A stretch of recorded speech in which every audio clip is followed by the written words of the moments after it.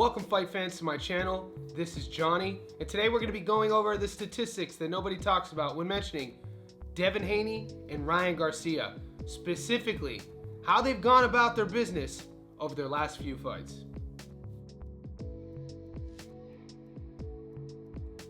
Fight fans, we're only a few days away from Ryan Garcia versus Devin Haney. This is being recorded from Sydney, Australia on Friday, so we are 2 days away here in Sydney from the fight at the Barclays Center for the WBC lightweight strap between Haney and Garcia. You guys have been watching the circus all fight week, watching what's been happening at the media day. Also, probably been following Ryan Garcia's social media channels. He seems to have married 10 different women. He has over 50 girlfriends, and it seems like every social media influencer Garcia is tagged and asked out on a date. We know what he's doing. He's trying to sell a fight. We've heard rumors from both sides about how this fight isn't going to be sold out, and then one side is saying that the tickets have been gone for a while. Team Haney has fired back at Team Garcia regarding the antics. Team Haney says that anything less than putting Ryan Garcia in the hospital is going to be a failure. So as fans, we have to expect Devin Haney to go out there looking for a knockout. A lot of pundits are picking Haney to win, but by decision, not by knockout. Garcia, on the other hand, he knows the recipe to beat Haney. We know these guys have fought 6 times in the past, all in the amateurs. This one is for all the marbles. This one counts. Those amateur fights, these guys were young. They were filling into their weight. We know this fight coming up this weekend is for the WBC strap. Boxing casuals, that's 140 pounds. The other champions in these weight classes are all killers. So the winner of this fight is going to further position themselves at the top of that 140-pound division next to Matias, Lopez, and Pitbull Cruz. In this video, I want to talk about some of the stats, what I like to call, what have you done for me lately? We've done each fighter's last 10. We've done each fighter's last 5. What I want to do here is talk about who they fought last to get everyone up to date on their last opponent. When was their last loss and who that was against and how long it was ago. And also when their last finish was. This is being either via knockout or TKO, highlighting each fighter's power. To get started, we're going to talk about each fighter's last fight. We know that Devin Haney, who stands at a 31-0 record with 15 knockouts, is coming off a victory over Regis Prograis. Going into that fight, Regis was 29-1, and Haney won via unanimous decision in the 12th. Ryan Garcia's last fight was against Oscar Duarte. Duarte coming in was 26-1. Garcia got him out of there via knockout in the 8th round.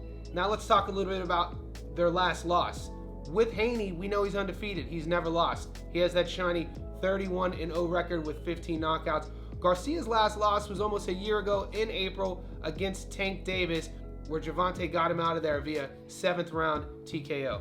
And another statistic that keeps boxing fans happy, last finish. Are you a knockout artist? With these fighters, they go about their business a bit differently. Devin Haney's last finish was 2019 against Abdullayev via 4th round knockout, and Ryan Garcia's last finish was his last fight, Oscar Duarte, via 8th round knockout. Whichever side you're on, Team Haney, Team Garcia, you could probably admit, just like what I'm about to say, we just want to see a good fight.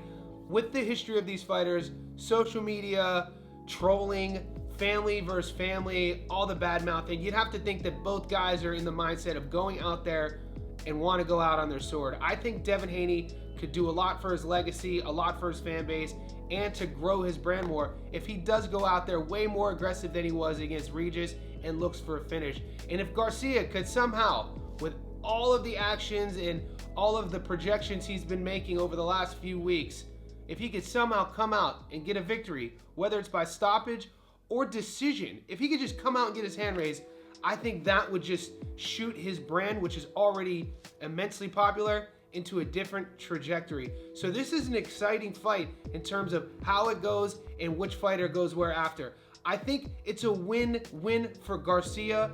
A lot of people didn't expect him to get this opportunity for a world title after beating a pretty much unknown Oscar Duarte. If he goes out there and just fights Devin, has heart, has grit, and gets knocked out due to him putting himself in bad positions, I don't know how many people could be mad at that. But if Devin Haney wins, and he doesn't look impressive, and he goes out and decisions Garcia, a la Regis Prograis, then the jury's still out on Haney. People say 31 wins, he only has 15 knockouts. He doesn't have power. I don't necessarily agree with you on that. Just because he doesn't have all those knockouts doesn't mean he doesn't have power. It just might mean that he refuses to put himself in dangerous positions to lose and not use that power. Look for him in this fight to create opportunities, to be more vulnerable, but more importantly, land the bigger shot. And I wouldn't be surprised if Haney wins via knockout.